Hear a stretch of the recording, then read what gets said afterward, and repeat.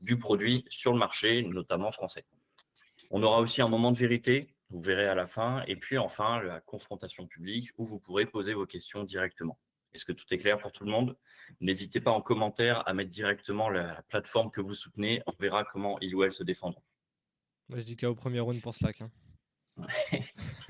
Alors, on va faire un petit échauffement avant d'aller directement clasher ou en tout cas confronter nos combattants. Chaque prétendant va se présenter avec maximum 1 minute 30. On va les chronométrer. Et puis, on va commencer dès maintenant avec le représentant de Circle. Circle, qui est né en 2020, de nationalité américaine, 2 millions de membres, 4000 communautés, qui est dans les catégories de la messagerie, formation, événements internes et annuaires. Et cet outil sera représenté par, s'il vous plaît, Léo, qu'on laisse se présenter. Tu as 1 minute Salut 30. tout le monde.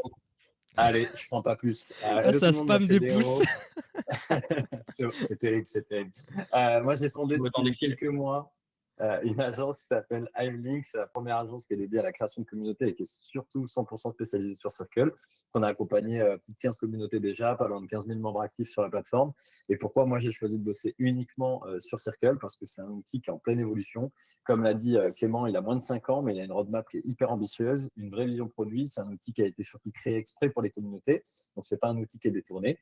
L'outil permet de tout centraliser au même endroit, que ce soit formation, coaching, événements, live, discussion, contenu ressources, mais aussi tout le volet gamification, analytics. Tout est structurable, accessible, fluide. On peut vraiment rapidement créer des ponts entre toutes ces logiques-là grâce à des automatisations directement hébergées dans l'outil. C'est aussi une plateforme qui est hyper personnalisable, que ce soit en termes de branding, de navigation, de couleurs, de logique de rôle, d'app mobile en marque blanche par exemple. Tout peut être adapté pour créer une vraie expérience communautaire à votre image et sans vos besoins. Et donc, je défends Circle comme l'outil le plus performant pour créer une communauté qui dure, qui crée de la valeur et pour faire de votre communauté un vrai levier stratégique. Voilà. Merci Léo. Pas plus d'une minute. Bien joué pour le timing, super, merci beaucoup. Vous aurez le temps en fin de combat directement de poser les questions à Léo et à tous nos autres combattants. On continue maintenant avec notre deuxième prétendant qui est directement Slack. Slack, mastodonte, un petit peu plus grosse catégorie, créé en 2013, américain également, 12 millions de membres dans le monde, plus de 70 000 communautés, surtout concentrées sur la messagerie. Et aujourd'hui, Slack sera représenté par Clément Leroux, que je laisse se présenter directement.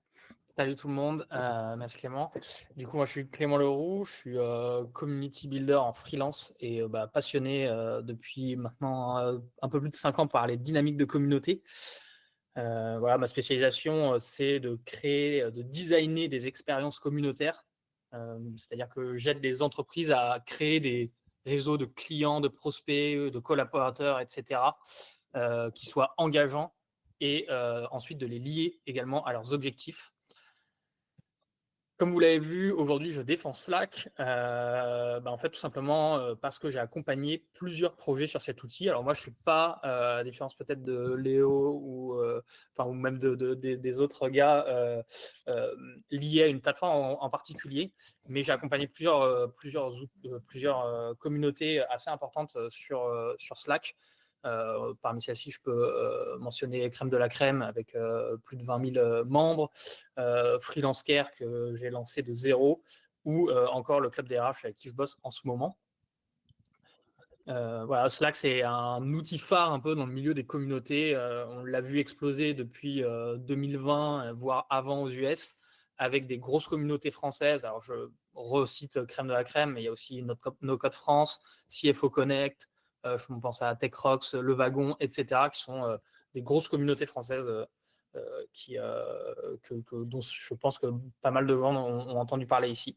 Merci. Voilà. Et du coup, je vous expliquerai pourquoi il est tant apprécié, cet outil.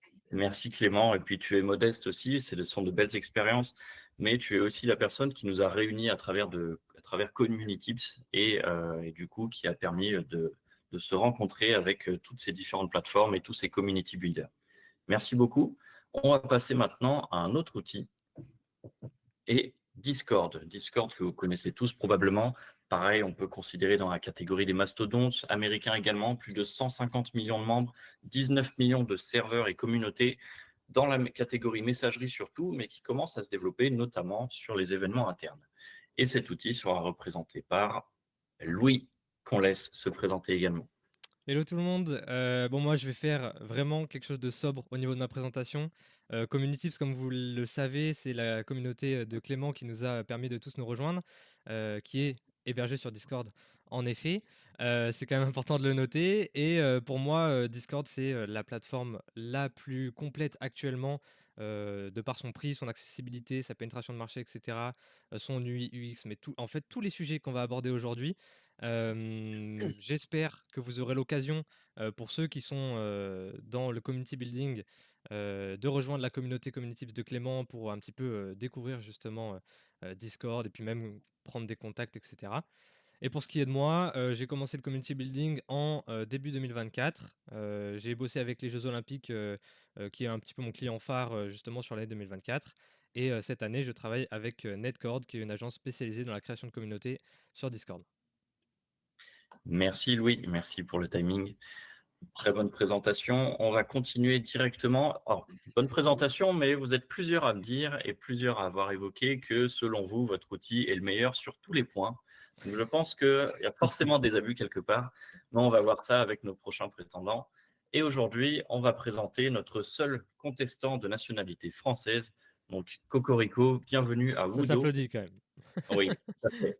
Qui, en seulement 6 ans, a déjà effectivement plus de 16 000 membres et 220 communautés qui sont plutôt spécialisées dans l'industrie, qui est multicatégorie, qui s'est développée de plus en plus au-delà de la messagerie, dans les ressources, l'annuaire, l'événementiel, etc. et qui sera présenté bien mieux que moi par Vincent, ici présent. Merci Vincent, on t'écoute. Bonjour à tous. Alors chez Voodoo, nous sommes des experts du community building depuis 2019. Et parce qu'un projet communautaire ne se résume pas à je déploie une plateforme, nous sommes les seuls en France, comme tu me l'as dit Clément, à proposer un accompagnement global pour aider les animatrices et animateurs de communauté à réussir. Formation, conseil, coaching, plateforme. Ainsi, on répond à tous les besoins du faire communauté. La preuve, plus de 200 clients nous font confiance.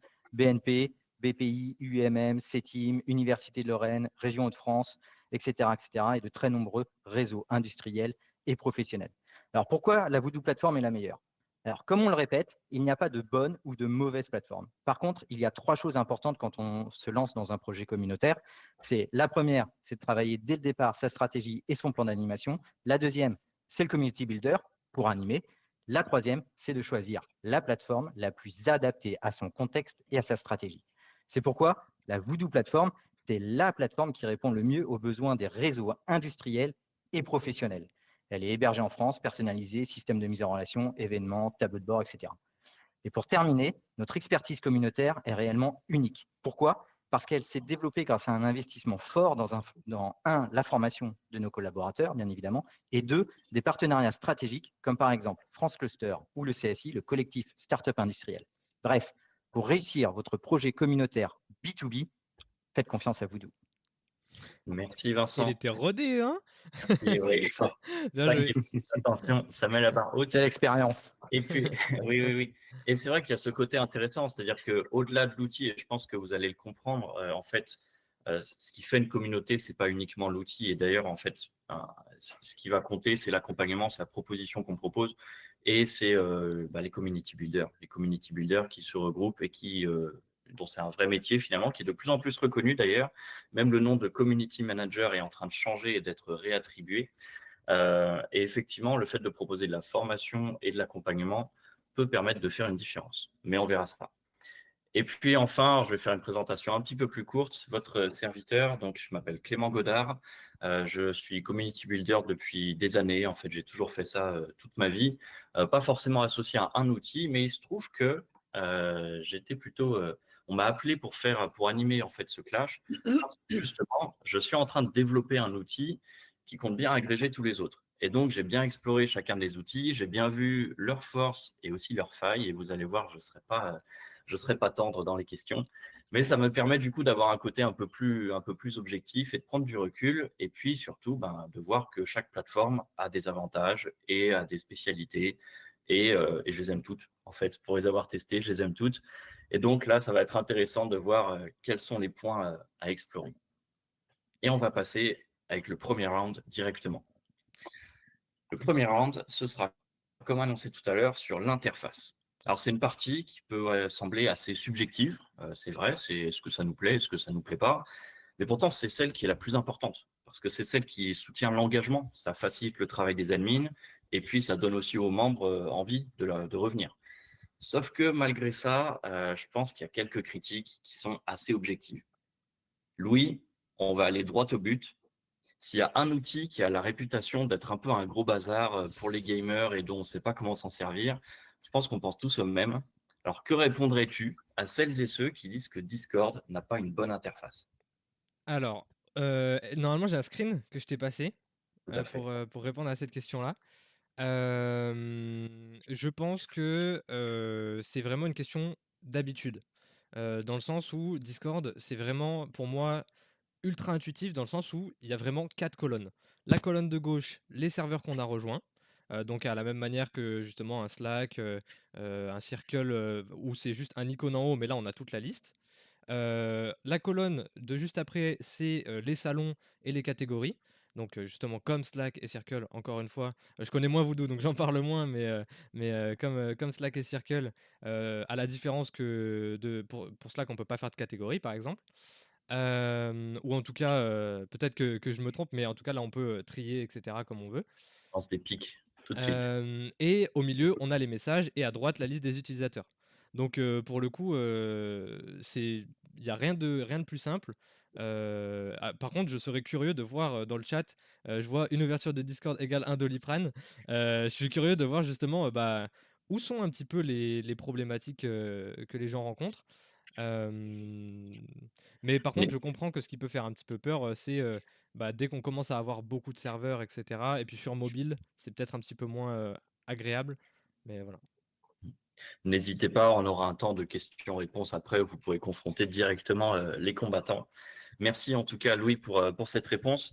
Léo, quel retour tu aurais sur l'interface? Parce que j'ai échangé avec des utilisateurs de Circle, alors surtout sur les versions précédentes. Ils disent qu'en fait, c'est tout comme Slack, mais avec un canal événement, un canal formation et personne qui répond. Qu'est-ce que tu aurais à répondre à ça? Écoute, pareil, alors j'ai une capture que je t'ai mis. En fait, c'est tout l'inverse. C'est-à-dire que ce qui fait la force de l'outil, c'est justement que l'interface, elle est quasiment 100% personnalisable, à la fois en termes d'UI et à la fois en termes d'UX. C'est-à-dire qu'en termes d'UI, tu peux le voir à l'écran, tout est modifiable. Tu peux adapter la plateforme à ton branding, que ce soit logo, couleur, typo, le header personnalisé en haut, la sidebar sur mesure à gauche avec tes icônes personnalisables, tes canaux, tes emojis, bref. On va avoir aussi tout ce qui est cover d'espace, cover de post via les images. Tu as une structure de navigation qui est pensée selon ton besoin. Et même, on peut choisir pour chaque canal la nature du canal. Est-ce que c'est un chat, est-ce que c'est un canal de post, un événement, etc. etc. Et en fait, tu peux absolument tout personnaliser et c'est pas juste que du look. C'est-à-dire que, OK, tu peux faire un look qui colle à la direction artistique de ton projet, mais il y a aussi toute l'expérience utilisateur qui est, elle aussi, ultra flexible. Tu peux choisir qui voit quoi à quel moment. Tu peux masquer ou afficher certains espaces selon les rôles des membres, ajouter des lock screens, ce qu'on appelle, qui jouent en fait le rôle de landing page directement intégré dans ta plateforme, avec ou sans paiement.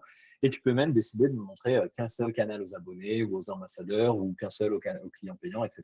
Donc, c'est pas qu'une interface en vrac, c'est un espace de marque qui est vraiment immersif, totalement aligné avec ta vision communautaire.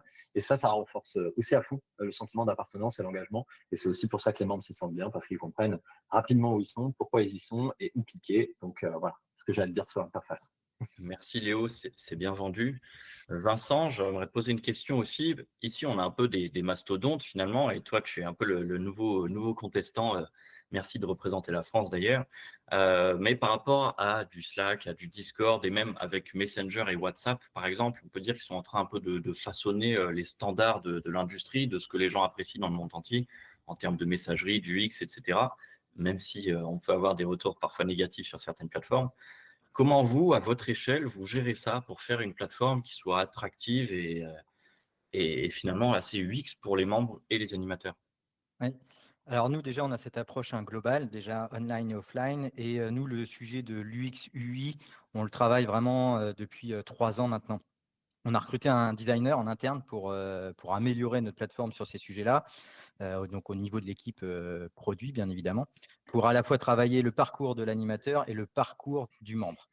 puisque ce sont deux expériences très différentes. L'animateur, il est là pour piloter, pour animer, pour développer l'engagement de ses membres, et le membre, il est là pour contribuer, pour partager et trouver du contenu et des relations appropriées. Donc, en gros, notre collègue travaille vraiment ce focus-là en termes d'enjeux communautaires. Et la grande difficulté, du coup, pour nous, c'est de ne pas se disperser. Donc, heureusement qu'il est là, parce que c'est vrai que nos clients sont créatifs, nous, on est créatifs. Et donc, pour éviter de partir en cacahuète et d'oublier, en fait, le cœur du sujet qui est de faire communauté, notre collègue designer, c'est un peu notre garde-fou par rapport à ça. Ensuite, pour travailler toute cette notion du X, du UI, bien évidemment, il y a aussi l'importance des données, les données d'usage, comment utiliser la plateforme, comment les membres et les animateurs naviguent au niveau de la plateforme. Et donc, on s'attache à regarder ces datas, ces données, pour aussi travailler notre réflexion et faire en sorte que la plateforme soit la plus simple, la plus fluide d'utilisation. Et pour qu'elle puisse répondre, en dernier point, aux besoins à la fois encore des membres, donc les utilisateurs finaux et les animateurs, donc nos clients, eh bien, on s'est attaché chez Voodoo à tout loguer en termes de remontée, de remarques, pour que la plateforme puisse convenir d'un point de vue design à l'ensemble des besoins de nos clients. Voilà. Bien. Merci Vincent, merci pour cette présentation. Effectivement, puis on voit que c'est assez coloré aussi, assez sympa, contrairement à d'autres plateformes qui ont été évoquées précédemment. Je vois d'ailleurs en commentaire que certains s'entraident. Donc merci Astrid, Frédéric, Julien, Mélissandre et tous pour vos interactions. N'hésitez pas à continuer de commenter. On pourra explorer ça un petit peu plus dans le temps des questions-réponses. On va passer maintenant au deuxième round. Le deuxième round, il va être sur, on l'avait évoqué tout à l'heure, sur les tarifs. Sur les tarifs, pour les membres ou pour les admins, surtout pour les admins, je pense que si vous êtes ici, c'est surtout pour cette raison.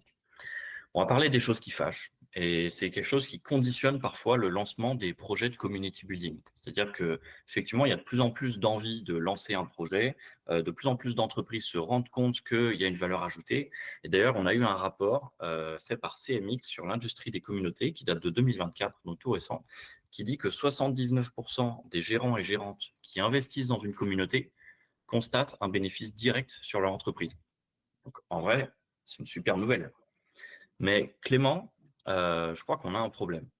Parce qu'il y a Slack qui précise que leur version payante, si je ne me trompe pas, je suis allé voir sur leur site tout à l'heure, ça se règle par membre et par mois. Et en moyenne, bon, hors des promotions, on est autour de 10 € par mois. Mais je pense qu'on connaît tous des groupes Slack avec 500 membres dedans. On se doute bien que personne ne va payer 5 000 € par mois pour une messagerie, non? Ils ont dû se tromper, t'en penses quoi? Ah, t'es mute, Clément. Je viens de le voir. Oui, c'est marrant parce que tu parlais tout à l'heure d'ailleurs d'un chiffre de 70 000 communautés sur Slack en intro. J'ai laissé ce chiffre parce que j'ai pas le nombre exact de communautés, mais en fait, on pourrait se dire que les entreprises sont aussi des communautés à leur échelle, des communautés au final de collaborateurs. Et donc, là, on se rend compte que, en fait, quand c'est de communautés qui sont rentables et bien, en tout cas, qui participent vraiment à un écosystème business, il n'y a aucun problème pour mettre de l'argent. Et je pense que des entreprises de 500 personnes qui utilisent Slack de manière payante, il doit y en avoir un bon paquet. Après, un des gros avantages d'avoir cette version qui n'est pas payante, c'est qu'il y a possibilité aussi de faire des communautés qui sont gratuites. Donc la partie, comme vous pouvez le voir là sur le slide, à 0 €, elle est quand même très utilisée par les community builders. Moi, toutes les communautés que j'ai gérées en version communauté, comme on l'entend un petit peu aujourd'hui, elles ont été faites sur des Slack qui sont gratuits. Crème de la crème, c'est 20 000 membres. Y compris, oui, jusqu'à de tels on imagine vite que le tarif est quand même très, très important si jamais on le fait par membre. Et voilà, il y a plein de plateformes qui utilisent Slack en version gratuite. Il faut savoir qu'en fait, on est assez peu limité, à part sur le nombre sur le fait que les messages ils durent que 90 jours. Et voilà, si on n'a pas besoin d'une solution qui nécessite d'avoir d'une communauté qui nécessite d'avoir un historique important, de vouloir classer des informations et de les garder pour le futur, etc. Et qu'on est un petit peu plus dans l'instantané, l'échange, tout ça, eh bien, c'est un outil qui est très pratique. Et d'ailleurs, moi, j'ai souvent des clients qui viennent me voir et qui veulent utiliser Slack pour cette raison. Et pourquoi pas après migrer sur un autre outil, mais pour commencer en tout cas une communauté, pour faire un genre de MVC, c'est quand même assez pratique de pouvoir utiliser cette fonctionnalité. Très bien, merci Clément pour ces retours. On voit en commentaire que vous ne vous épargnez pas les uns les autres. Vincent, dans le chat, il y va. J'ai pas du tout, j'ai pas regardé les commentaires en passant. Ah, ça t'aurait déconcentré, je pense, parce que là, il t'a lâché une balle. Pas seulement, je vois que tout le monde contribue un petit peu. Alors, Louis, il semble que Discord a trouvé un peu une solution justement pour, en répartissant le prix total du serveur ou de la communauté avec les gens, en gros, où chacun peut contribuer. Tu pourras l'expliquer peut-être mieux que moi. Mais la question qu'on se pose, c'est, OK, les membres peuvent payer, mais pourquoi on payerait en fait sur Discord? Parce qu'à la fin, même en regardant vraiment leur page de vente, si c'est juste pour avoir des vignettes qui clignotent, je suis pas sûr que ce soit intéressant. Je pense qu'au contraire, on serait prêt à payer pour que nos potes arrêtent de clignoter dans tous les sens. Qu'est-ce que tu aurais à répondre à ça? Alors, je vais répondre encore une fois de manière très simple. Là où sur certaines plateformes, on est obligé de payer pour avoir une expérience un minimum viable, par exemple avoir un historique de messages, sur Discord, c'est que du bonus. Donc là, le Nitro que tu as montré, c'est de l'expérience personnelle. Donc les membres de la communauté ne sont pas obligés de payer pour la communauté. C'est de l'expérience personnelle. Donc par exemple, avoir, comme tu dis, une jolie bannière, un petit effet de profil, pouvoir envoyer des fichiers plus gros, utiliser des emojis, peu importe le serveur où on est, en utilisant par exemple des emojis d'un autre serveur. Enfin, c'est que des des petits ajouts qui font que ton expérience va être un petit peu mieux. Donc, par exemple, aussi faire un stream de meilleure qualité. Euh, et, euh, et je me suis perdu dans ce que je disais. Oui, si, donc ça c'est le Nitro. Et après, on a l'aspect boost, qui est donc ça l'aspect du serveur en lui-même. Donc par exemple, nous chez Netcore, ce qu'on fait, c'est que souvent on booste notre serveur jusqu'au niveau 2.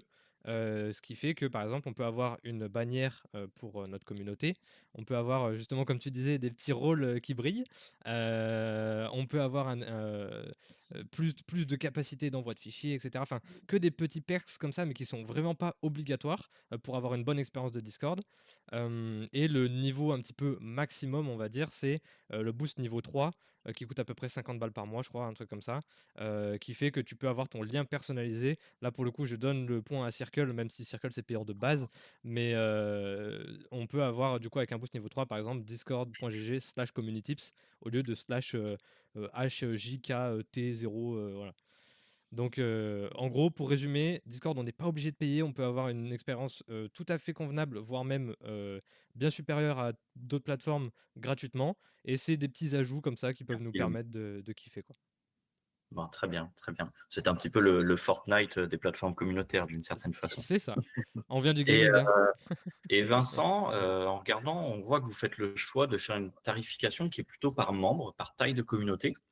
Alors clairement, vos forfaits, du coup, sont un peu tous les mêmes, et puis on paye en fonction de la taille, ce qui peut être une bonne idée. Mais du coup, si on a 2000 membres gratuits sur un Discord ou un Slack, par exemple, est-ce que c'est pas un frein pour les emmener sur Widow? Alors, on ne va pas s'adresser à la même cible, donc ça ne sera pas forcément un frein. Nous, en termes de business model, on a deux offres. On a une offre essentielle, celle que tu présentes là, effectivement, qui permet d'accéder à notre plateforme à moindre frais jusqu'à 500 membres. Et en plus, tu bénéficies de 3 mois gratuits. Donc, ce qui te laisse le temps de tester, d'embarquer ta communauté pour confirmer que la Voodoo plateforme est la bonne solution pour ta communauté. Et après, au-delà des 500 membres, on a une approche vraiment sur mesure. Bien évidemment, pour les communautés de 10 000, 15 000, on n'est pas crescendo, hein, on a une tarification qui est adaptée. L'idée, encore une fois, c'est que le coût de la plateforme puisse aussi être un élément pour Voodoo, pour développer nos revenus afin de l'enrichir fonctionnellement. On est complètement contre l'aspect totalement gratuit des plateformes américaines. Nous, les données sont hébergées en France, nos emplois sont en France. Et donc tout ça, il faut avoir en tête que ça a un coût et qu'il faut pouvoir le payer. Voilà, donc pour moi, notre business model est parfaitement adapté à notre cœur de cible. Il permet de nous développer et de contribuer du coup au développement de notre pays et demain, j'espère, de l'Europe. Voilà. Merci Vincent, on vous le souhaite. On va passer maintenant au 3e round. Merci à tous les contributeurs. Ce 3e round, il va être plutôt orienté data, KPI, mesures, etc. Parce que quand on gère une communauté, c'est vrai, ça nous apporte plein de joie, c'est plein de moments, c'est plein de rencontres, c'est plein de souvenirs. Ok, tout ça, c'est très bien. Mais il faut aussi qu'on parle thunes, il faut qu'on parle caillasse, il faut qu'on parle ROI, surtout engagement et vente. Les gens qui lancent des projets communautaires, en général, c'est pour un intérêt derrière. Donc, Léo, tu semblais dire que Circle est plutôt bien positionné sur tout ce qui est tracking et KPI. Et puis Circle, tu dis que c'est l'outil le plus complet dans la création et la gestion de communauté. Qu'est-ce qui te fait dire ça? Ouais, écoute, complètement. En fait, tu l'as dit, c'est un aspect qui est souvent sous-estimé, mais qui est clé justement pour animer une communauté efficacement. Et en gros, Circle, il faut savoir qu'il propose un tableau de bord qui est hyper clair. Donc, on peut le voir à l'écran, qui permet de te suivre en détail, que ce soit les membres actifs et leur évolution, les canaux et les espaces les plus visités, l'activité sur tous les posts et commentaires ou même messages privés que tu auras dans la plateforme. Et tu peux savoir aussi quel type de device est utilisé. Donc, est-ce que les gens se connectent avec un téléphone? Est-ce qu'ils se connectent avec l'application ordinateur ou est-ce qu'il se connecte avec un navigateur parce que les trois existent. On peut suivre aussi les paiements directement dans l'application si on a une offre payante ou des accès payants ou des paywalls, des choses comme ça. Et le suivi hyper précis, surtout aussi dans l'avancement des formations. Donc pour tous ceux qui font de l'infoprenariat ou du coaching ou des choses comme ça, via la fonction cours, on peut tout savoir. Et en plus, tu peux un peu croiser toutes ces données par date, que ce soit par jour, par semaine, par mois, ou sur des périodes un peu sur mesure, custom, pour vraiment comprendre les dynamiques, voir ce qui fidélise ou décroche dans ta communauté, itérer hyper rapidement. Et en fait, c'est hyper simple. On n'avance plus à l'aveugle, on peut tout voir, tout savoir, et les tableaux de bord d'analyse sont hyper complets, hyper clairs. Et donc, tu peux hyper facilement détecter les contenus qui marchent, les membres en décrochage, les moments forts, qu'est-ce qui plaît, qu'est-ce qui ne plaît pas dans ta communauté. Et du coup, c'est un vrai cockpit et ça change pas mal de choses dans le pilotage de la communauté et des communautés qu'on peut avoir. Très bien, merci Léo, c'est intéressant et ça permet de voir un petit peu plus. Vincent, est-ce que tu aurais un droit de réponse là-dessus? Quels KPI sont proposés par Voodoo et pour les animateurs, pour les membres? Alors, nous, aujourd'hui, on se concentre vraiment sur les KPI autour des membres, donc le nombre de membres qui sont intégrés dans ta communauté ou tes sous-communautés, hein, puisqu'on a une logique multicommunautaire. Donc, la volumétrie, le nombre de membres inscrits, le nombre de membres activés et le nombre de membres actifs sur une période donnée. Les statistiques d'usage, bien évidemment, tout ce qui est lié aux contributions, posts, likes, etc., les top contributeurs. Et toujours avec cette possibilité de changer la période à sa convenance et de télécharger les données. Voilà. Il faut avoir en tête que nous, c'est un sujet assez récent, hein, les tableaux de bord chez Voodoo, de quelques mois seulement, mais clairement maintenant, c'est un sujet fil rouge de notre roadmap. Et donc, systématiquement, on s'attache à faire évoluer cette partie-là, puisqu'on sait que sans indicateur, pas de pilotage. Et si on est en incapacité de piloter son projet communautaire, effectivement, il est dur ensuite de prouver le ROI auprès de sa direction, notamment. Merci Vincent. Et c'est vrai qu'en quelques mois, c'est déjà pas mal parce qu'on pourrait aussi se poser la question d'autres plateformes bien plus connues et implantées qui ne proposent pas de statistiques directement. Alors, Clément, par exemple, Slack ne le propose pas nativement, mais on sait qu'ils aiment quand même bien se connecter à d'autres outils et qu'ils sont friands de ça, comme Discord. Donc, j'imagine qu'il y a évidemment des solutions pour mesurer les datas sur Slack. Qu'est-ce que tu pourrais nous dire à ce propos? Alors, comme on peut voir déjà sur cette slide, il y a quand même quelques datas qui sont disponibles dès l'option gratuite, qui sont un petit peu plus fournies sur l'option payante. Mais j'avoue que ça, du coup, vu que je ne run pas de communauté payante, je suis un peu moins disponible pour en discuter. Mais Il y a quelques datas supplémentaires. C'est vrai que ce n'est pas forcément l'outil qui donne le plus d'infos. Après, c'est un bon moyen de ne pas non plus trop se perdre dans les KPI et d'aller se focus sur les bonnes actions. Et je trouve que les KPI qui sont données sont quand même celles qui sont les plus pertinentes. Donc, on voit comme vous pouvez le voir sur le plus gros des screens, c'est l'activation des membres. Donc ça, c'est quelque chose qui est assez intéressant à pouvoir regarder. Donc, c'est les membres actifs et les membres qui créent du contenu. Et vous avez aussi la répartition par canaux qui permet de pouvoir avoir toutes ces infos-là. Et ensuite, en termes d'intégration, tu le disais un petit peu, Clémence, c'est quand même un outil qui est assez intéressant parce que déjà nativement, il y a pas mal d'intégrations qui sont disponibles. Donc, vous allez pouvoir faire remonter des données sur d'autres outils. Je sais qu'il y a même des possibilités de scrapping si vous êtes un petit peu filou qui sont assez importantes. Je connais des gens qui ont fait ça. Et donc, de pouvoir récupérer tous les messages, voire l'intégralité d'un Slack avec des automatisations. Donc voilà, soit nativement, soit avec des solutions d'automatisation telles que Zapier ou même des solutions un petit peu plus tech. Voilà. Et puis il y a toute la partie Slackbot aussi qui est assez intéressante et qui permet de créer des automatisations natives. Et pareil, on peut aller encore plus loin même en faisant des automatisations avec des outils un peu plus tech. Voilà. On peut quasiment tout faire en fait, hein, mais en filoutant un peu aussi parfois. Très bien, merci Clément pour cette réponse complète. Louis, pour compléter un petit peu ça, je pense que la philosophie dans Discord est assez similaire à celle de Slack. Tu pourras me contredire si je me trompe, mais il semble aussi que tu es à l'origine du CHF, un indicateur pour mesurer la santé d'une communauté. Est-ce que tu pourrais nous en parler rapidement?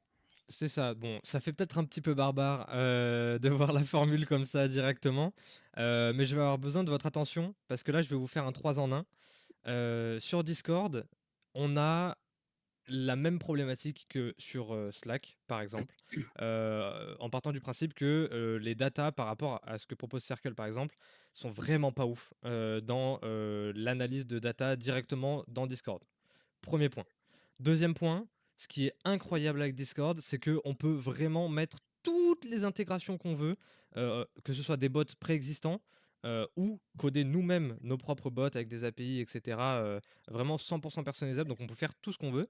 Et du coup, il existe des bots ultra complets pour avoir toutes les datas qu'on veut sur plein de sujets différents. Toutes les datas qu'on veut, hors filouterie, bien évidemment. Au niveau confidentialité, tout ce qui est mail, information personnelle, tout ça, ça, il n'y a rien. C'est juste au niveau de l'engagement des KPI de communauté, en fait. Et du coup, troisième point, je me suis dit, à force de bosser pour des communautés, que c'était des fois un petit peu relou d'avoir plein de KPI dans tous les sens. Pour moi, ça allait, parce que c'est mon métier. Mais pour mon client, qui est en fin de course, comme tu disais tout à l'heure, Clément, des fois, le head of marketing, il comprend pas trop tout ce qu'on lui raconte sur les communautés. Du coup, je me suis dit que ce serait cool d'avoir un indicateur qui regroupe tout et qui me dit, OK, en un coup d'œil, là, je suis bien, ma communauté, elle est en forme, c'est nickel. Du Et donc coup, concrètement, qu'est-ce qu'il prend en compte, cet voilà. indicateur? Donc, comme vous pouvez le voir dans cette formule à l'écran, on prend en compte le facteur de rétention, donc combien de membres arrivent pour le nombre de membres qui partent, l'évolution du nombre de membres global sur la durée de vie de la communauté, le pourcentage de communicants, donc c'est les membres engagés, le total de messages, le nombre de messages par membre sur, par exemple, 2 semaines, une semaine, enfin le temps que vous voulez prendre, et le churn rate, donc le pourcentage de membres qui partent. C'est pour moi les KPI qui sont les plus importants à prendre en compte pour la vie et la croissance d'une communauté. Donc si vous voulez un petit peu de détails, de toute façon, il y a la formule sur mon site louisbar.fr. Et après, vous pouvez l'adapter, l'utiliser pour toutes les communautés. Pour le coup, c'est vraiment pas uniquement pour Discord. Donc voilà. Et peut-être que ça pourrait être un sujet à évoquer en confrontation tout à l'heure avec le public, le fait de prendre en compte la communauté silencieuse, parce que finalement, oui, Discord est orienté surtout sur la messagerie, donc tout ce qui est messagerie est normal à mesurer, mais les statistiques proposées par Circle ou par d'autres plateformes sur l'activité, sur les dernières connexions des membres, etc., peuvent aussi apporter de la valeur, parce qu'on sait bien, à nos dépens parfois, qu'il y en a beaucoup de membres qui viennent, qui lisent, qui sont contents, mais qui ne parlent pas. Donc ça, c'est un vrai sujet qui pourra être abordé à un autre moment. On va passer maintenant au dernier round qui est sur le marché. Comment c'est implanté, comment c'est développé finalement le produit, notamment sur le marché français, mais pas seulement. Parce que, en fait, quoi qu'on pourrait dire sur nos combattants ce soir, chacun a ses coups, chacun a ses entraînements et ses fonctions préférées, ça c'est cool.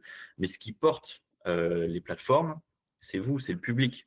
Et dans une communauté, c'est pareil. C'est-à-dire que le meilleur outil du monde, il ne suffira pas à activer une communauté qui est endormie.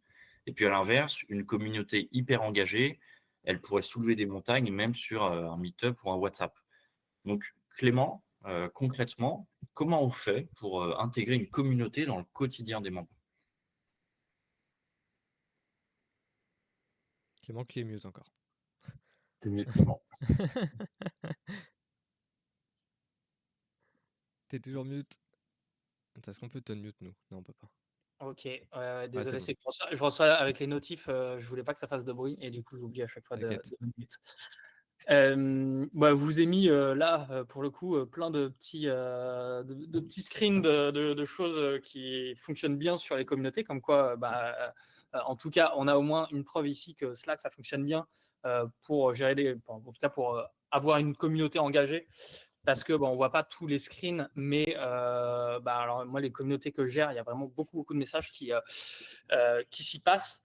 Et voilà, pour faire un petit peu le focus sur Slack, c'est pas mal surtout pour les communautés B2B.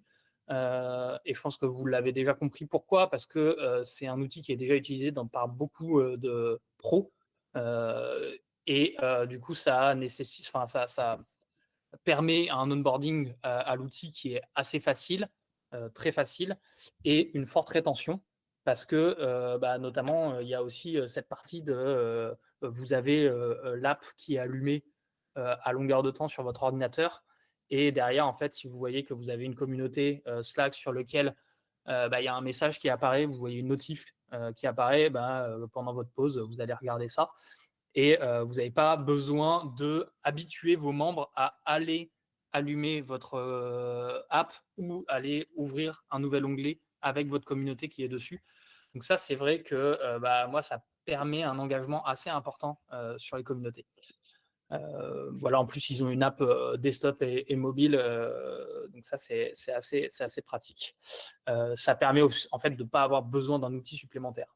Je ne sais pas si je réponds totalement à la question, Clément. Oui, tout à fait, tout à fait. Et puis effectivement, sur les screens donc, qui sont masqués par nos têtes, on voit effectivement de jolies statistiques, des messages avec des centaines de réactions. On voit des statistiques sur des milliers de membres actifs par semaine, donc effectivement, qui apportent de la valeur. Et c'est vrai que Slack a tendance à être un peu réparti et diffusé comme un onglet actif sur nos bureaux d'ordinateur et qu'on retrouve assez facilement. Merci. Vincent, tu dis que Voodoo, ça a été fondé par 3 directeurs industriels. Et clairement, ça se ressent. Est-ce que c'est un choix de spécialisation auprès des réseaux industriels et territoriaux, ou est-ce que vous comptez peut-être vous élargir? Alors, effectivement, on est né, nous, dans la tête de 3 directeurs industriels, donc on a un ADN fort avec ce secteur-là, et c'est ce qui nous a permis de nous lancer, de se développer. Aujourd'hui, on a des clients majeurs dans le monde de l'industrie, l'UMM, le CETIM, des pôles de compétitivité. On est partenaire de France Cluster, du collectif Startup Industriel. Et on a, point important aussi par rapport à cet ADN, à notre board, le CETIM, qui est aujourd'hui notre principal actionnaire. Donc, le CETIM, c'est le centre technique de la mécanique. C'est une structure clé dans l'industrie française. Et Olivier Luanzi, qui est un ex-conseiller sur les questions de l'industrie à la présidence de la République et qui a été à l'initiative du programme Territoire d'industrie pour ceux qui connaissent. Bref, donc effectivement, on s'est lancé et on a une vraie légitimité aujourd'hui du coup dans le monde de l'industrie. Et au fur et à mesure qu'on grandissait, eh bien, on s'est ouvert à l'ensemble du monde professionnel. On est en train d'accompagner la BNP sur la formation de plusieurs dizaines, même centaines d'animateurs de communautés en interne. On a travaillé avec le Crédit Agricole l'année dernière. Voilà, on travaille même avec des startups, des PME. Et enfin, on adresse aussi tout ce qui va être territoire, donc administration et collectivité, puisqu'on travaille avec des agences de développement économique, par exemple, à la fois de dimension régionale, donc c'est celle des Hauts-de-France, ou plutôt locale, du côté de Mulhouse, bien évidemment. Et on a même accompagné pendant plusieurs années une communauté d'élus. Voilà. Donc, tout ça pour dire que nous, on est B2B, un ADN fort avec le monde industriel, mais on couvre vraiment l'ensemble du monde professionnel, entreprise, réseau et territoire. Super. Merci beaucoup, Vincent. Léo, j'aurais une question aussi. Circle, ça reste assez récent, peut-être un peu plus déployé aux États-Unis, sûrement même, qu'en France. Alors, faire adhérer les admins, c'est une chose, effectivement, ça peut plaire, mais il faut aussi que les membres ils s'en servent régulièrement. Comment dirais-tu que Circle, ça se positionne aujourd'hui sur le marché français en termes d'usage, en termes d'utilisation? Ouais, alors effectivement, aujourd'hui, c'est un peu moins utilisé en France qu'aux États-Unis, où c'est déjà bien développé. Là où je te rejoins, c'est que c'est peut-être moins ancré dans les habitudes que d'autres outils, parce que Slack, on peut l'utiliser pour sa boîte ou des choses comme ça, et donc c'est plus facile d'usage. Mais c'est aussi là que ça en fait une vraie opportunité, parce qu'on va être honnête, il y a peu de personnes qui vont l'utiliser dans la vie de tous les jours comme Slack. Mais premier point, vu qu'ici tout est personnalisable, en fait, ça change la donne, puisque tu peux personnaliser ton branding, ta navigation, ton rôle, tes interfaces. Donc, tu n'as pas ce côté outil générique ou impersonnel que tu peux avoir avec les autres. Deuxième point, vu que tu as une application mobile et une application desktop, les membres, dans tous les cas, peuvent faire comme avec les autres outils, garder la communauté tout le temps avec eux, ce qui va te renforcer l'engagement au quotidien. En plus de ça, pour moi, le point numéro 1, le troisième point, ça va être la personnalisation de la plateforme en termes d'onboarding et de navigation. Donc, si ta plateforme elle est bien pensée, tu observeras naturellement des très beaux taux de rétention, comme tu peux le voir, avec 99% de membres actifs sur certaines communautés. Et donc, grâce à tous ces points-là, les gens comprennent rapidement pourquoi ils sont là, où aller et ce qu'ils peuvent y faire dans la communauté. Et dernier point, c'est vu que ta data elle est hyper fine dans Circle, tu peux piloter ça de manière assez intelligente, suivre l'activité espace par espace, les contenus qui fonctionnent espace par espace, suivre les avancées dans les formations de chacun de tes membres, comprendre les comportements sur mobile, navigateur ou app, et surtout, ça te permet d'affiner en fait l'expérience presque membre par membre, et tout ça, c'est déjà en place. Donc, c'est un outil qui évolue hyper vite, avec une vision claire et une adoption qui s'accélère de plus en plus en France. Et voilà, je suis content d'y contribuer pour tout ça. Ok, super. Merci pour cette réponse. Les 4 rounds sont terminés. Il reste maintenant une dernière bataille, un dernier clash, un peu plus en direct, un peu plus de confrontation. Et là, messieurs, dames, on va utiliser le chat pour ça. Je vais vous expliquer comment ça marche. On va faire un petit quiz, 20 questions, 20 réponses par oui ou non. Il n'y a pas de oui, peut-être que machin, oui, nous, on permet de faire ci ou ça. Non, non, c'est juste oui ou non. Si ce n'est pas aussi simple que oui ou non, c'est que ce n'est pas aussi simple pour les membres. Les réponses interdites, ce serait oui, on peut le faire avec un plugin. Non, ça ne compte pas. Est-ce qu'on peut le faire nativement? Oui, avec telle extension et une automatisation, pareil, on peut tout faire avec des automatisations, donc ça ne compte pas. Ou alors, oui, c'est prévu, on va le faire ou ça arrivera plus tard dans une future mage, ça ne compte pas non plus. Okay, donc, ça va être 20 questions. Vous répondez par oui ou non. Pour ça, s'il vous plaît, messieurs, dames, je vais compter sur vous pour ne pas utiliser le chat pendant cette période. OK? Vous pouvez écrire un petit truc là, si vous voulez, dans les 30 secondes qui arrivent. Vous pouvez encore continuer d'écrire librement après. On aura un temps de questions-réponses libre. OK? Mais dans ce temps-là, pour avoir un suivi, en fait, je vais mettre les questions et chacun des membres, parce que par vidéo, c'est peut-être un peu plus compliqué à suivre, à retenir, etc. Chacun va répondre. Donc, nos 4 combattants vont répondre en direct, numéro de question, oui ou non. Et puis, on passe à la question suivante. Ça va aller assez vite. Tout message et tout mensonge sera sanctionné, comme Frédéric dit, effectivement. Donc, on compte sur vous, tous les 4, pour répondre honnêtement. On compte sur vous aussi, tous ceux qui nous regardent, et merci d'ailleurs d'être aussi nombreux et nombreuses, pour ne pas utiliser le chat dans les 5 à 10 prochaines minutes. OK? J'ai une question, chef. Oui. Par exemple, pour Discord, vu que les bots et les intégrations sont intégrés directement dans la plateforme. Si elles sont intégrées et qu'on peut les choisir sans avoir à chercher quelque chose sur Internet, c'est Ok. oui. C'est Ok. OK. Voilà. Mais Parce que du coup, c'est inhérent à la plateforme. C'est le point fort, en fait. On peut le faire sans quitter la plateforme, sans installer quoi que ce soit en dehors. Voilà, si on peut le faire sans quitter l'outil. OK. Je vois que ça clash déjà. Bon, je compte sur vous, du coup, pour ne pas utiliser le chat. Merci à tous pour votre compréhension. On va passer à la première question. Première question, donc j'écris 1 et en dessous, on attend que nos 4 combattants répondent directement. La question, est-ce qu'il existe une application native en plus de la web app, donc Play Store ou App Store directement? Vous répondez oui ou non, rien d'autre. Ok, très bien. Ah, on est concentré, ça parle plus là. À la seconde question. Question numéro 2. Est-ce que l'interface d'administration et pour les membres existe en français?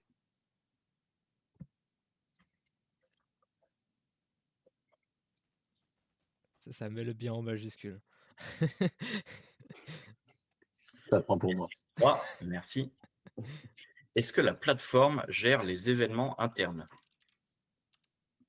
On fera tout à l'heure, Julien, les réponses et les rappels, vous inquiétez pas, je renverrai par écrit pour que vous puissiez consulter librement les réponses de chacun.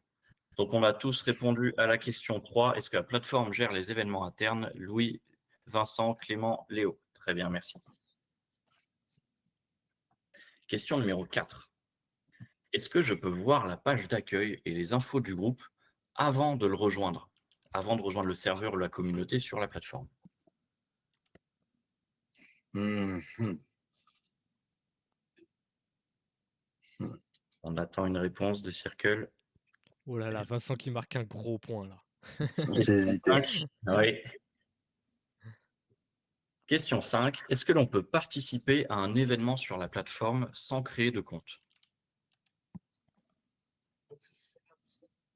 Aïe, aïe, aïe. Question 6.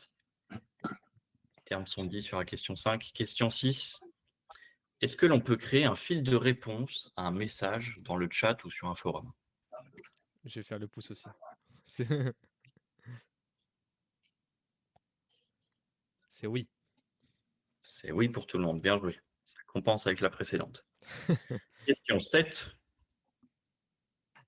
Est-ce que les membres peuvent naviguer d'une communauté à l'autre sans se déconnecter? Très bien. Question 8.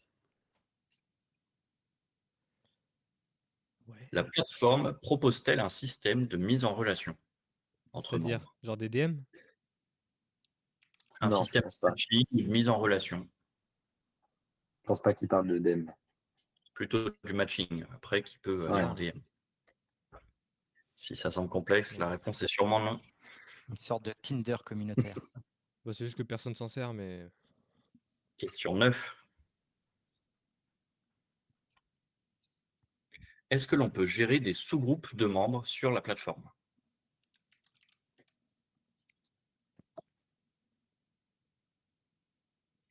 Question 10. On a fait la moitié. Pour l'instant, les réponses sont assez variées. Je reprécise pour ceux qui n'auraient pas forcément entendu. Juste après, je vous mettrai un récap avec les 20 questions. Comme ça, vous pourrez remonter librement dans le chat pour voir les questions qui vous intéressent. OK?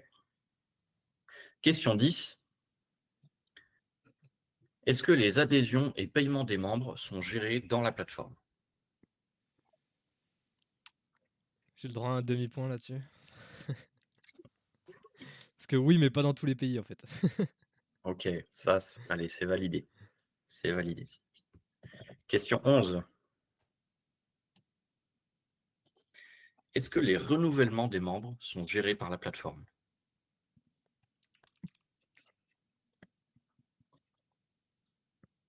Lorsqu'il y a une période d'adhésion sur un mois, sur un an, sur... voilà. Question 12. Est-ce que l'IA peut aider les admins ou les membres sur la plateforme? Encore une fois, nativement. Je m'attendais pas à ce qu'on soit aussi scolaire. Ouais, vous êtes très sérieux, c'est bien, c'est bien. Là, vous êtes oui, un petit peu votre combat. Question 13. Est-ce que le SAV officiel de la plateforme est joignable par téléphone en moins de 24 heures?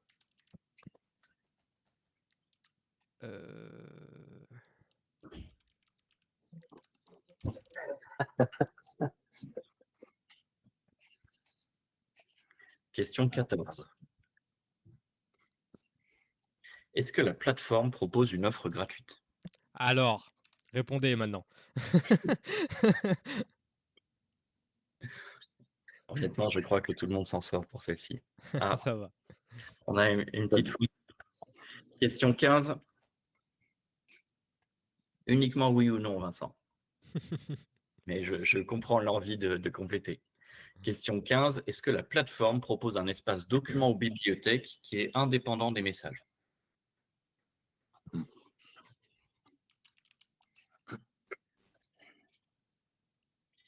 Question 16. Sur 20, nous approchons du bout. Est-ce que la plateforme diffuse de la publicité à ses membres ou communautés?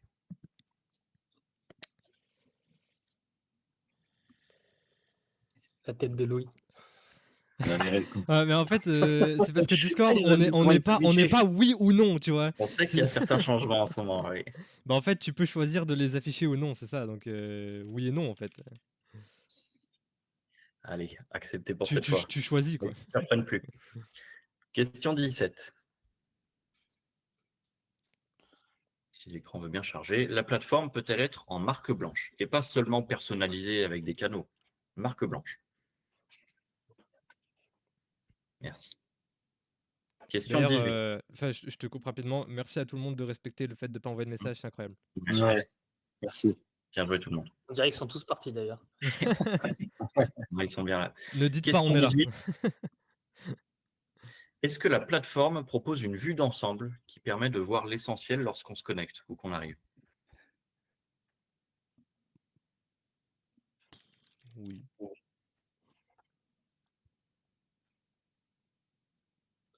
On attend une réponse de Vincent. Bientôt.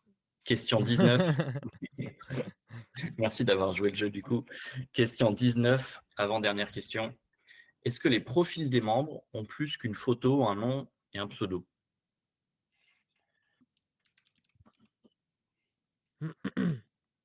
Oui, ça brille. Et dernière question, enfin. Est-ce que les admins peuvent voir de statistiques sur leur communauté? Nativement, encore une fois. Oui, c'est juste nul. Très bien.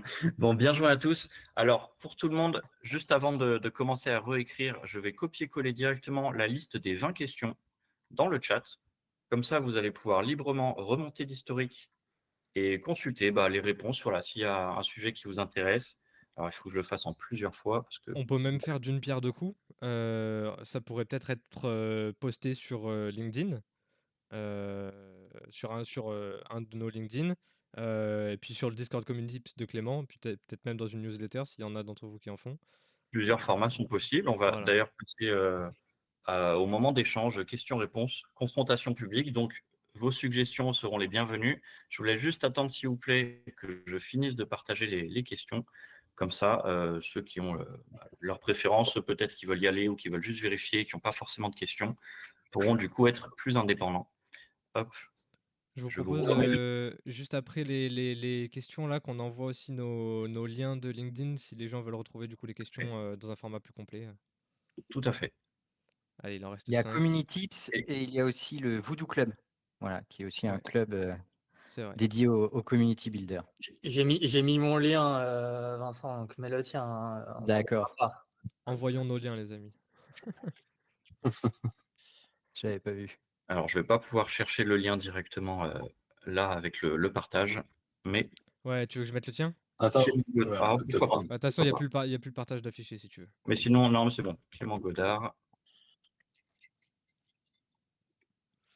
Bon, on espère que ça vous a plu, tout le monde. Frédéric a appuyé sur une peur qu'on avait, le lien entre le répondant et la plateforme. Le lien entre le répondant et la plateforme, c'est-à-dire? Ah oui, ok. Mais je ne sais pas qui est qui. Voilà. Tout a été transmis. Alors, donc maintenant, vous pouvez repréciser. Effectivement, je pourrais le remettre. Vous avez les présentations de chacun. Et vous savez quoi? Je pense que je peux même revenir en arrière directement au Clash. Comme ça, vous voyez les têtes de chacun, les prénoms de chacun et qui représente quelle plateforme. Si vous voulez un petit aperçu rapide, c'est ça. Donc, on a Léo sur Circle, Clément sur Slack. À quoi correspondent les logos? Je pense Je pense que tu peux aussi sur cette image. Maintenant vient le temps de questions-réponses. Donc, vous pouvez lever la main directement si vous avez une question. Vous pouvez l'écrire aussi. Et puis, n'hésitez pas aussi à partager vos retours. Est-ce que ça vous a plu? Est-ce que vous aimeriez une deuxième édition? Est-ce que vous aimeriez voir d'autres plateformes? C'est des questions que j'ai vues en chat en début. Est-ce que vous avez d'autres questions qui n'ont pas été posées dans les 20 dernières peut-être, que vous aimeriez savoir? Donc, je vois des questions de Pierre, je vois d'autres questions qui viennent. Donc, n'hésitez pas. Alors, Mélissandre, qui n'a pas compris, question 1 et 3. Mélissande. Oh. En gros, c'est possible d'avoir une web app. Aujourd'hui, c'est ce qui se passe pour la plupart des outils, c'est-à-dire qu'on a un onglet sur un navigateur comme Chrome ou Safari ou ce que vous voulez. C'est un onglet et puis on peut, à partir de cet onglet, l'installer. Slack, Discord, la plupart même proposent en général de l'installer directement sur l'ordinateur ou le téléphone. Mais ce n'est pas pour autant qu'ils ont une application native que l'on peut retrouver sur le Play Store ou l'App Store. D'où cette question.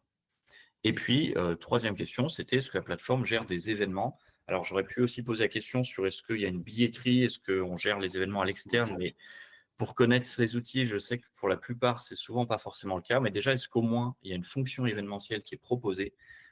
C'était la question. Voilà. On te laisse Merci. sélectionner les questions dans le chat pour nous les reposer. Oui, effectivement. Alors, je vais les reprendre dans l'ordre. Et on a d'ailleurs vu qu'on n'a utilisé aucune de ces plateformes pour créer un événement. Tout à fait. Ça veut dire quelque chose au fond. Oui. Ouais. Merci Guillaume, c'était vraiment top comme format, ça a répondu à plein de mes questions, alors, ça fait plaisir. Merci Charlotte, format très intéressant. Merci Sheima, super intéressant aussi. Frédéric, merci. Un retour de Mathias. Pierre, une question de Pierre. Est-ce qu'un process de onboarding est disponible? Vous pourrez répondre librement. Qui commence? Oui. Et question annexe, est-ce qu'il est différent entre les admins de la commu et les membres de la commu? Bah vas-y Vincent, t'as levé Allez, la je main. me lance. Ouais. Donc oui, il y a un processus d'onboarding au niveau de la plateforme pour accueillir le membre, lui expliquer, lui présenter en fait la communauté, lui présenter l'outil, comment il fonctionne, et l'inviter en fait à contribuer à se présenter auprès de sa communauté. Et donc, on a bien un parcours différencié entre le membre et le community builder. Je crois que sur Slack, il y en a finalement un, mais moi, j'utilise un autre format qui est plus complet et plus intéressant. Parce que souvent, c'est un peu incomplet. Et ça n'enlève pas le besoin de créer du lien avec ses membres. Donc, de toujours prévoir un petit call quelques jours après, c'est toujours le bienvenu, quoi. Très bien, d'autres réponses peut-être sur l'onboarding des membres et des admins? Tu veux y aller, Allez, Léo? je me lance.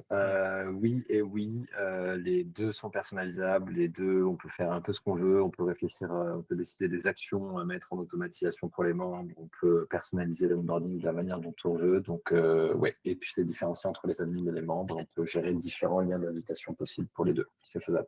Je crois que Circle, c'était un peu le meilleur pour ça. Ok, super. J'arrive. Il y a quelqu'un qui peut prêter? Ouais, du coup, en effet, sur Discord, on a aussi un onboarding qui est personnalisable sur plusieurs échelles. Donc, on a la capacité d'accès. Donc, soit une communauté fermée, soit une communauté où il faut postuler, soit une communauté où on peut être invité. Après, on peut avoir un onboarding personnalisable avec des questions, tout simplement, ou avec des rôles personnalisables liés à un lien, comme l'a dit Léo. Et un des gros avantages de Discord aussi, c'est la possibilité de structurer l'expérience utilisateur en séparant par rôle. Donc on peut dire par exemple, ok, sur une communauté de musique, moi je suis un artiste, moi je suis un beatmaker, moi je suis un agent, et ces différentes personnes-là pourront voir des salons en commun et des salons différents. Et puis il y a tout un système de guide d'accueil qui t'emmène dans des salons, qui te dit ok, va voir salon premier, tout ça. Donc c'est très personnalisable. Ok, super, merci. On a Marie-Rebecca qui demanderait qu'on ait des cas d'usage pour une seconde édition. Et puis, on avait aussi d'autres retours un peu plus en amont en disant qu'on pouvait utiliser peut-être d'autres outils qui auraient été plus simples. Effectivement, c'est notre première édition sur ce clash des communautés. On espère que ça vous a plu. Je vais continuer avec le reste des questions. On a fait au mieux avec la régie, le multicaméra, la diffusion, etc. On espère que ça vous a plu. En tout cas, moi, ça m'a beaucoup plu. On a d'autres questions maintenant, notamment de Sheima, qui aimerait en savoir plus sur le matchmaking des membres sur Discord. Alors pour le coup, c'est une fonctionnalité qui est vraiment en arrière-plan parce que en gros, c'est juste un petit onglet dans l'ajout des amis où on a des suggestions d'amis qu'on pourrait connaître, contact de contact, etc. Mais sinon, le matchmaking n'est pas plus poussé que ça pour des raisons de sécurité ou tout simplement on ne sait pas qui est dans la plateforme, n'importe qui peut rejoindre, sauf sur les serveurs privés, etc. Bien évidemment. Mais voilà, par exemple, je prends un exemple très concret d'un problème que j'ai en ce moment avec un client qui est une communauté de trading. Où on avait fait un modèle freemium au début, donc on a beaucoup de gens qui sont rentrés de manière gratuite. Et on a eu beaucoup de scammers, du coup, qui sont rentrés en même temps et qui ont ensuite contacté des membres, etc. Donc, assez problématique. Il faut bien faire attention, du coup, à ce qu'on fait. Mais voilà. Ok, merci pour ce retour. N'hésitez pas à continuer de poser des questions. On a une question de Louise. Quelle est la meilleure plateforme pour des utilisateurs ou utilisatrices qui ne sont pas forcément éveillés ou habitués à ces plateformes? Elle dit il y a une difficulté à proposer une autre app quand les membres ne sont même pas sur Slack déjà. Il y a peut-être déjà différents éléments de réponse. En vrai, j'en apporterai bien et je pense qu'on va tous être d'accord, hein, mais Ouais, je pense aussi. c'est que en soi, s'il y a de la valeur, si la valeur est apportée et que les gens ont une raison d'y aller, peu importe la plateforme, ils y iront. Surtout s'ils sont dans tous les cas pas habitués à utiliser l'un des quatre, autant prendre celui qui te. J'aime bien faire une petite. J'ai un exemple, moi. Je le dis à tous ceux qui veulent l'entendre à chaque fois que je suis fan de bateaux, de voile, très précisément. Et je suis propriétaire d'un petit voilier qui s'appelle un Corsair. Et du coup, il y a une communauté de propriétaires de Corsair. Donc, c'est une association qui gère ça. Et alors, ils ont un forum qui est sur Forum Actif. Donc, pour ceux qui connaissent, vous savez de quoi je parle, et c'est un peu à l'ancienne. Et il n'y a que, j'espère qu'ils ne m'écoutent pas en ce moment même, mais il y a quand même que des personnes qui ont plus de la soixantaine, qui ne sont pas du tout habituées aux outils Internet, poster des photos, c'est un peu parfois le bazar. Mais alors par contre, il est méga actif. Donc en fait, quand on est passionné et que vous arrivez à créer une communauté engageante qui donne envie aux membres de revenir régulièrement, etc., vous pouvez faire sur l'outil le plus pourri du monde, vous aurez quand même du monde qui viendra, quoi. Tout à fait. Et puis, 100%. un droit de réponse aussi. Alors, c'est vrai que je n'ai pas participé au CLAF parce que l'outil que je suis en train de développer est encore jeune. On est encore en bêta. On est incomparable par rapport aux 4 combattants qu'on a ici dans leur catégorie. Mais c'est vrai qu'on a aussi des bons retours là-dessus. On est encore en bêta et on a déjà beaucoup de gens qui nous disent que l'UX, le design, les couleurs, etc. plaisent beaucoup. On a repris l'interface un peu d'un Facebook ou d'un Instagram et donc on a pas mal de retours de personnes justement qui sont pas forcément éveillées, entre guillemets, pour reprendre les termes. Donc voilà, c'était un point important pour nous et donc même si là je ne peux pas présenter l'outil, on essaye de se positionner là-dessus. Et c'est intéressant du coup de faire appel à des gens un peu comme nous, qui font notre pub au passage, pour justement construire des expériences communautaires qui sont intéressantes. Tout à fait. En fonction des outils qui vous ont semblé le plus intéressant. C'est ce qu'on voyait dans ce 4e round et c'est aussi pour ça qu'on n'a pas mis de classement, de victoire, etc. Parce que vraiment, ce qui compte, c'est l'engagement et l'animation qu'on propose. Et c'est pour ça que des community builders ou en fait le métier qui est en train de se développer devient de plus en plus essentiel. Il ne suffit pas juste de lancer la communauté avec l'inscription et de présenter l'outil. Derrière, il faut le faire vivre, il faut animer. Et c'est ça qui fait marcher derrière la communauté, quel que soit l'outil d'ailleurs. Il y a une question de Teddy. C'est quoi l'IA dans Slack? Il a vu que tu avais répondu oui, mais ça ne lui dit rien. Effectivement, ça ne me dit rien non plus pour être sur Slack tous les jours. Donc, est-ce que tu aurais menti? Ah, c'est assez marrant parce que du coup, alors peut-être que vous êtes dans des communautés trop petites parce que dès qu'il y a beaucoup de messages, il y a l'IA qui propose directement, même sur les versions gratuites, de passer en payant pour pouvoir avoir des résumés de conversation, etc. Je vous ai mis plusieurs liens. Enfin, Teddy a trouvé un lien lui-même qu'il a pu se poster et j'en ai posté un également. Je ne les ai pas utilisés, mais je sais que ça existe. Voilà. Mais ouais, en gros, c'est si on regarde un petit peu très très rapidement, c'est Bah ouais, faire des résumés de conversation. Alors, résumé des canaux, résumé des fils de discussion, recherche de réponses. Ok. Voilà. Vous irez regarder un petit peu plus, j'ai mis un lien dans le chat. Merci pour ce retour. On a aussi un super retour de Julien qui nous dit que c'était une bonne chose et qu'il aimerait en tout cas, pourquoi pas une présentation par plateforme pour nous présenter un petit peu plus avant un futur clash. Alors c'est une bonne idée, ça demande quand même pas mal de logistique, ça voudrait dire qu'il faudrait faire au moins 5 événements en tout. Je ne sais pas si tout le monde suivra, Un mais par en tout mois. cas merci pour les retours. Nous aussi on a aimé l'ambiance et bien sûr je vais lire d'autres questions. En vrai, ça peut être une bonne idée de faire. On prend une communauté type Un et on la focus. présente, tu vois. Tout à fait. D'où la demande d'ailleurs d'autres personnes qui ont demandé des cas d'usage plutôt plus hauts, Ouais. effectivement, à creuser. On fait un Une live de ques 5 heures. Ouais, aussi. Après, si tu as besoin d'1 heure pour présenter une communauté, bon, voilà, mais moi, en 5 minutes, c'est plié. Hein. Après le clash, le marathon. Une question de Frédéric. Est-ce que dans Discord, un membre peut avoir une appellation différente entre ses communautés? Ouais. Et je pense pouvoir répondre, mais oui, effectivement, c'est quelque chose qui s'est fait assez récemment, non? Pendant des années, il me semble que c'était pas possible et depuis quelques années maintenant, on Oui, peut voilà, avoir ouais, ça fait quand même 2-3 ans. Mais en effet, oui, tu peux personnaliser ton profil d'un serveur à l'autre. Ce qui est très pratique quand tu as différents types de communautés, que ce soit une communauté pro, une communauté plus perso, par exemple. Je suis pas sûr, par contre, s'il faut pas justement payer Nitro pour ça. C'est-à-dire, il y a une version Nitro classique qui est de genre 5 € par mois, je crois, et Nitro tout court qui est à 10 €. Mais en fait, vu que je le paye depuis, je sais pas, 5 ans, ce truc-là, je fais plus gaffe. Shaima me dit que c'est payant, en effet. Ça me semble pas non plus. Il te semble pas que quoi? Pour avoir essayé, j'ai pas réussi en tout cas. Ouais, non, mais oui, je pense que c'est sur, il faut payer Nitro pour ça. Par contre, tu peux changer ton pseudo. Ouais, tu peux uniquement changer ton pseudo. Par contre, tout ce qui est profil général, photo de profil, bannière, couleur, description, tout ça, il faut avoir Nitro, ouais. On a un retour de Mélisande. Merci beaucoup pour l'animation de ce clash. Le format était dynamique, c'était très bien animé et intéressant. Merci aux invités d'avoir joué le jeu. Donc, merci Mélisande pour ces retours, ça fait très plaisir. Merci à tout le monde. Mathias. Merci à vous tous d'être venus aussi. Hein. Complète. Merci à Ouais, tous. merci beaucoup. Merci Frédéric pour les retours, qui a aussi beaucoup aimé ce format. Oui, il y aura un replay, effectivement. On va très vite, c'est vrai. C'était pour éviter de vous tenir pendant des heures. Il y aura un replay. Et puis, alors, il y a une autre question de Justine. Est-ce qu'il est possible d'avoir des accès pour des membres en freemium et d'autres payants? Bonjour Justine d'ailleurs. Du coup, ouais, on a répondu, Léo et moi, Ouais. pour Circle et Discord, c'est Non, oui. pas possible pour Voodoo.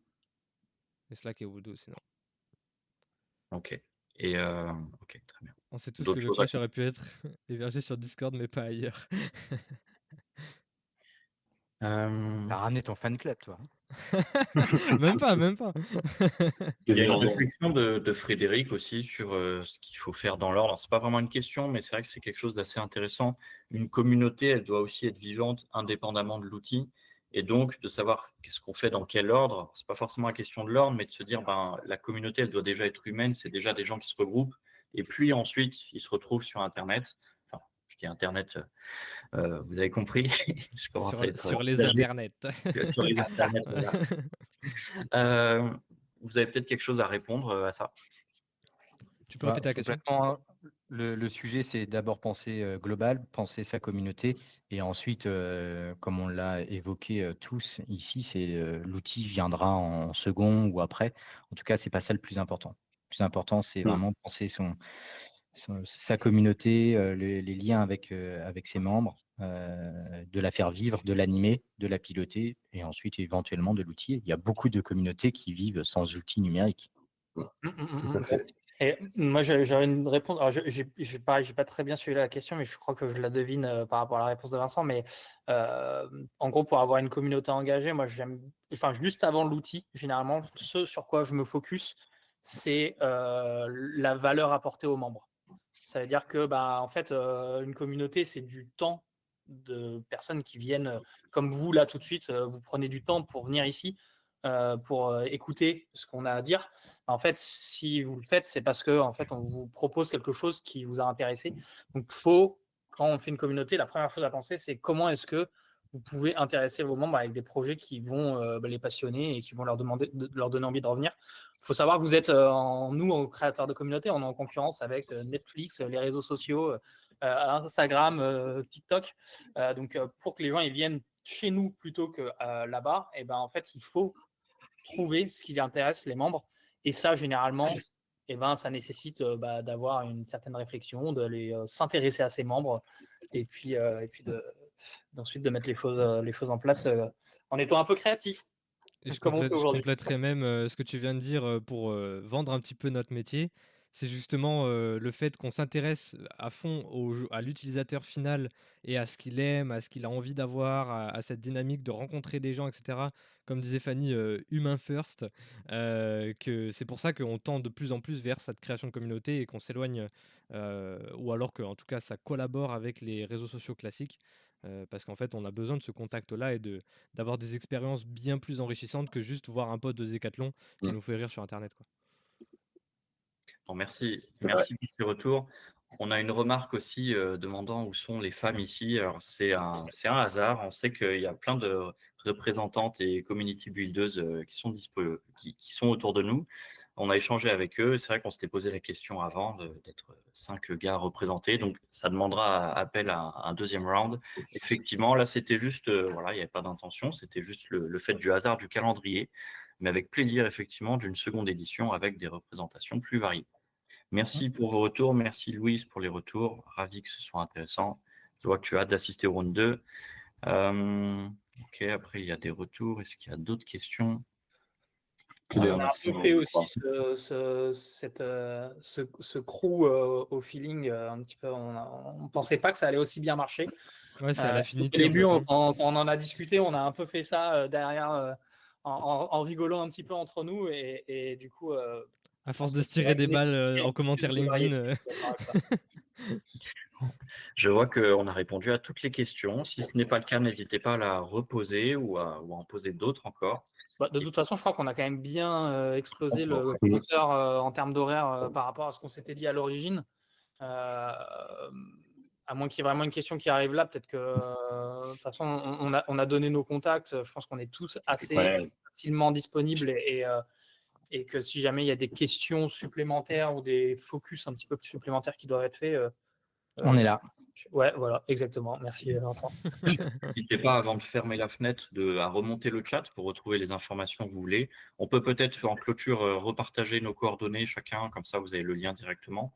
Faisons. Je pense que ça évitera à certains de remonter peut-être, si vous le souhaitez. J'envoie le tien aussi, Clément, du coup. C'est gentil. Tu peux envoyer Icon si tu veux, mais j'ai envoyé ton LinkedIn. C'est gentil, très bien.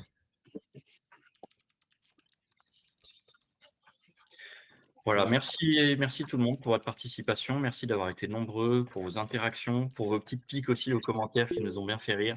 Merci pour vos questions et vous êtes entraidés entre vous. Je pense qu'on a fait le tour.